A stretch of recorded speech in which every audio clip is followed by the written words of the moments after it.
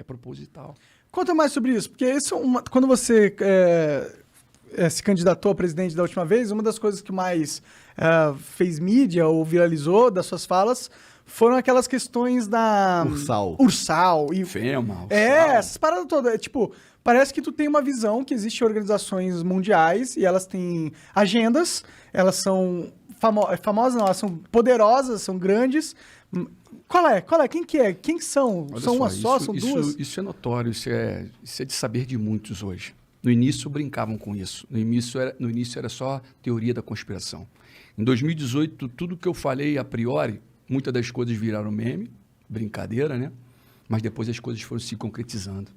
Aí a loucura se tornou realidade, né? Quando foi falado, olha, vem um cenário de morte de massa, quando foi citado o FEMA, quando foi citado a própria Ursal, a Ursal está dentro da Constituição. No capítulo número 4 da Constituição, no parágrafo único, você vai ver o desejo de construir uma sociedade latino-americana de nações. Está lá, está escrito. Abre aí, qualquer capítulo. Artigo 4, parágrafo único da Constituição Federal. Pode fazer a leitura aí. E o que é essa Ursal? Um grupo de pessoas? Na verdade, sabe a única questão? Eu vou falar o que é a Ursal, tá? Uhum. A União da República Socialista da América Latina. Tá. Quando nós citamos isso, nós tínhamos conhecimento de um grupo que se reunia para tratar sobre esse assunto. Eu acho que esse assunto sendo tratado abertamente, está ótimo, meu irmão. Tratem desse assunto porque é uma corrente, é o que você acredita. Mas não fique em segredinho, não. Não fique em quatro paredes escondendo do povo.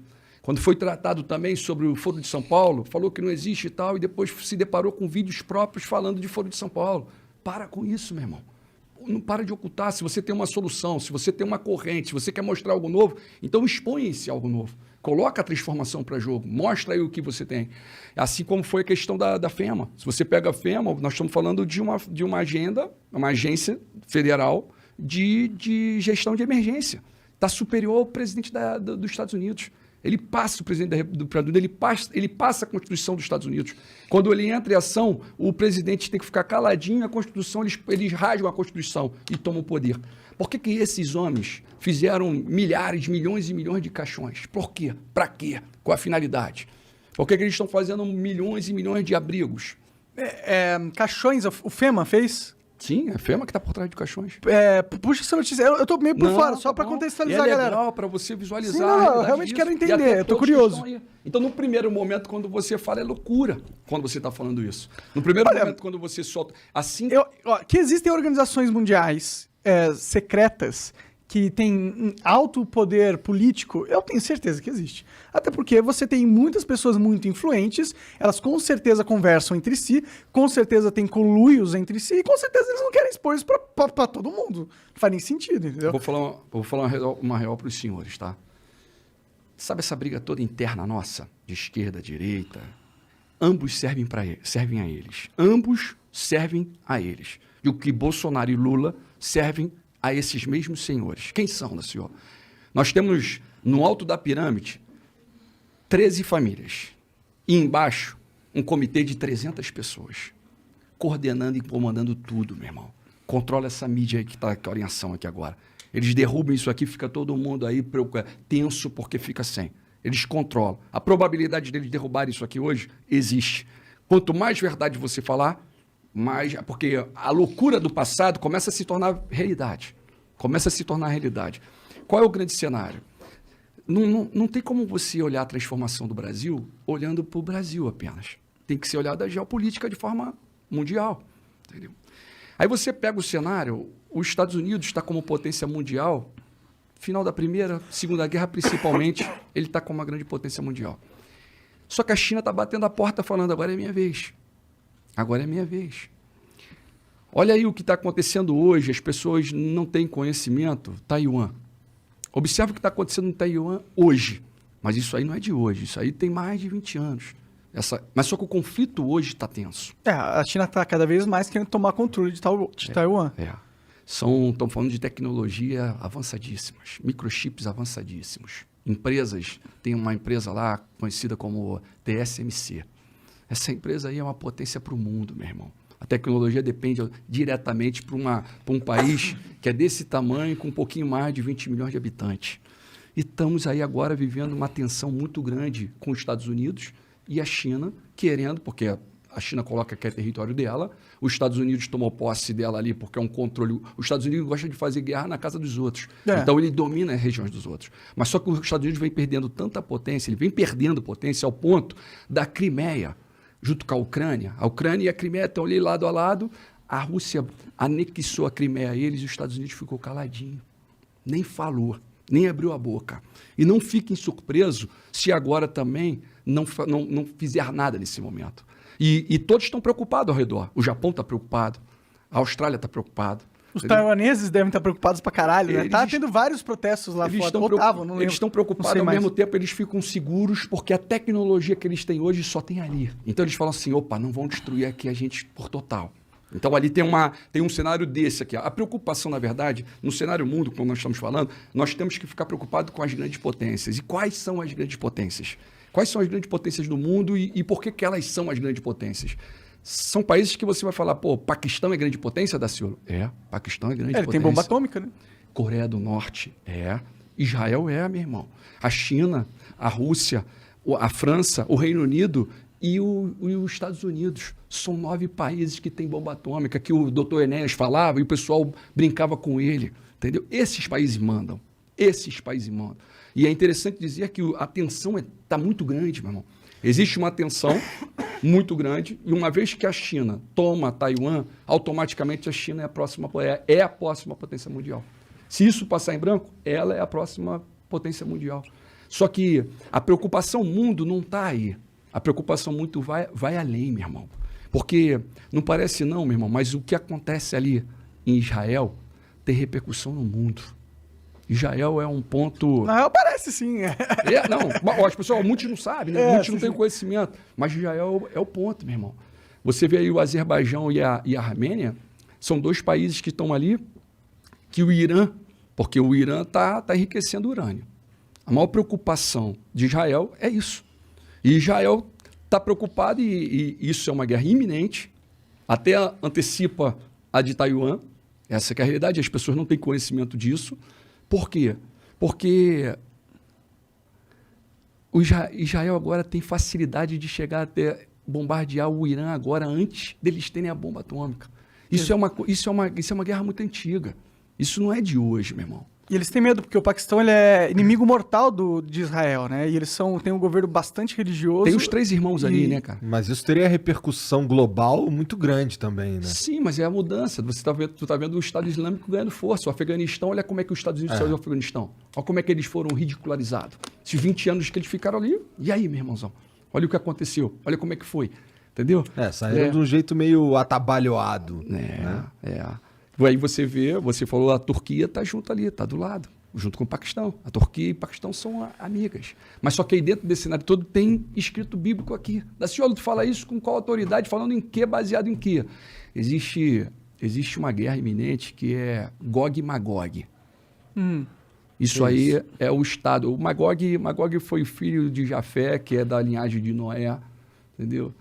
E, na verdade, meu irmãozão, é justamente... Todos os povos, esse povo é representado hoje com os nomes diferentes, que é a Rússia, que é a Turquia, que é o Irã, o Iraque. E ali coloca-se que esses povos vão lutar contra Israel. E você vê que Israel é um país tão da presença da glória, tão escolhido de Deus, que em vários momentos da história, você vê que a ONU ela é de 1947. 1948, a ONU, com Oswaldo Aranha, ela vai e coloca Israel de volta como uma nação. Correto? Em 2018 fizeram 70 anos disso. Israel vira uma nação.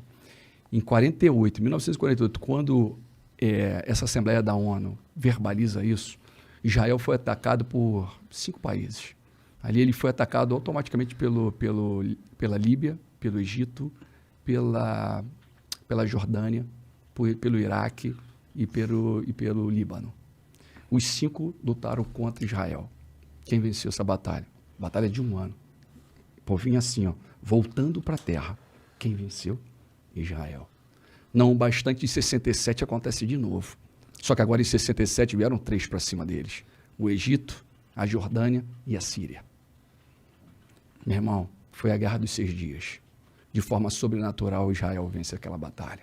Eles tinham ajuda dos Estados Unidos e o Não caralho? tinha ajuda do Senhor dos Exércitos, do Criador. Mas do eles não tinham sobrenatural. apoio do... Não, Entendi. a ajuda deles ali era do Senhor dos Exércitos, daquele que eu luto. É com ele que eu peito esses caras. É com ele que eu luto contra essas famílias, contra o sistema, que é hoje, mais do que nunca, a previsão está toda colocada, que é o caso dos Illuminati, que é o caso da maçonaria que vem lá atrás, que fica em segredo, no segredo, segredo. Né? Você vê a história aí do próprio Illuminati, dos acontecimentos e tudo mais, surge em cima do movimento do iluminismo. Sai o absolutismo, e a igreja, o rei, a igreja, o sacerdote, o nobre, a burguesia e os servos pagando imposto, e o rei, a nobreza não pagavam nada, meu irmão. E aí sai o absolutismo, entra o iluminismo, sai a economia voltada no mercantismo, né? E parte para o liberalismo, né? Adam Smith até. Então, qual é a consequência disso tudo? Para onde estão levando? Qual a direção que eles querem? Meu irmão, esse sistema, eles são de 1776, tal de Adam Weishaupt. O cara é professor de direito, um alemão. Hoje eles estão atuando até hoje, varão. Essas maldades todas aí, esse sistema de hoje que está acontecendo no mundo, são eles que estão provocando. A troco de poder? A troco de... Assim, é quando hoje você tem 8 bilhões de pessoas pelo mundo. É uma quantidade muito grande, 8 bilhões para eles. Eles começam a perder controle. Então chega um momento que eles trazem guerra, trazem caos e matam uma massa. Só que agora a preocupação justamente que agora as guerras atuais que estão próximas e com probabilidade de acontecer, nós estamos falando com bomba atômica. Que é muito pior. Mas essa guerra acaba com o mundo, né? Em teoria, se acontecer, né? Porque... Na verdade, se você entra na internet aí, vai ver quantos banners, quantos abrigos subterrâneos estão sendo colocados de autoridade, de pessoas do poder. Existe livro de crônica. A crônica, ela conta a história passada. Nós sabemos a história até os nossos avós. Nós não sabemos mais. Nós paramos ali. Os caras sabem a história de 1000 anos atrás. Eles sabem o que aconteceu hoje há 1000 anos atrás. Essas famílias que controlam esse sistema. Entendeu? Essas famílias. Eles têm um recorde, só que em inglês e em português, um arquivo. Eles têm um arquivo da história que é superior até o arquivo conhecido pela humanidade, você diria? Sim, eles têm o controle da humanidade. Eles controlam, meu irmão. Na verdade, a ordem divina é crescer e multiplicar. Enche e subjuguem a terra. O mal ele vem para matar, roubar e destruir. E o mal cobra deles almas. Matem aí, agora é hora de morrer, eu quero almas. Não quer poder? Eu quero almas. É igual aqueles filmezinhos. Só que é tão loucura que você tem que dosar a informação. Você não pode falar muita coisa. De que forma... Desculpa. Pode falar. De que forma eles controlam... de como você vê eles controlando a humanidade, assim? Tipo, quais são as ferramentas mais importantes deles atualmente? A principal é essa que nós estamos falando aqui agora. A mídia. Sim. Controle total. Entendeu? Você vê a própria pandemia. Nós estamos o quê? 4 milhões? Não chegamos a 5 milhões no mundo de morte. Mas há pouco tempo atrás, não muito distante, você teve a peste negra. Morreu mais de 50 milhões. Você teve a gripe espanhola. Mais de 50 milhões. Então eu posso te garantir que eles têm algo muito pior por vir. Muito pior. Daciolo, como é que libertamos e salvamos a nossa nação, então? Como é que seria isso? Que confronto é esse? Igual o de Israel em 67, com o Senhor dos Exércitos. Leva um povo a clamar, meu irmão. E esse é meu propósito. Leva um povo a brincar dando glória a Deus, a debochar, a fazer meme, que ele está honrando e glorificando o rei. Esse que é importante. Tu diria que então essa pandemia que a gente vive é o início de um plano? Eles começam assim, eu sou contra qualquer obrigação. É como se eu falasse aqui, meu irmão, agora tu tá obrigado a parar de fumar. E aí tu vai falar, pô, obrigado, então tá bom, vou virar ali, vou pegar um cantinho e vou fumar. Não é assim que funciona? Quando é obrigar, quando é imposto, entendeu? Algo, assim. Isso tem que entrar, tem que ser dentro de você, meu irmão. É algo que vai explodir dentro de você e vai trazer transformação e você vai tentar, que vai ser assim. Vai ter algum momento que você vai tentar, pô, não desceu legal essa. Tu vai mudar a erva e tu vai ver, pô, não foi boa também não. Sabe o que é isso? O Espírito Santo de Deus te incomodando, falando, meu filho, eu quero você agora com outro propósito. Mas agora que eu fumo e gosto pra caralho, ele falando, vai lá e fuma, não? Não, meu irmão, eu posso falar, ele te ama da mesma forma. Entendi. Ele te ama da mesma forma. Ah, com certeza. Entendeu, meu irmão? Ele tem um uso propósito uma para a tua vida maravilhoso. Entendeu? É real, varão. É real. Ele é tudo. E aí, E essa transformação e esse grande propósito, hoje, mais do que nunca do Cabo Daciolo, o propósito que eu vi quando eu estive como candidato, foi no propósito de anunciar reino. Então, quando eu chegava ali para debate, quando eu estava ali, eu estava com a Bíblia do meu lado ali e tal, parado ali, poderia fazer qualquer pergunta, eu ia te responder, mas em todas as oportunidades eu ia poder falar um pouquinho do amor, um pouquinho de algo, só um pouquinho. E deu para perceber na sua atuação nas últimas eleições que você realmente falava bastante das coisas que você acredita e tal.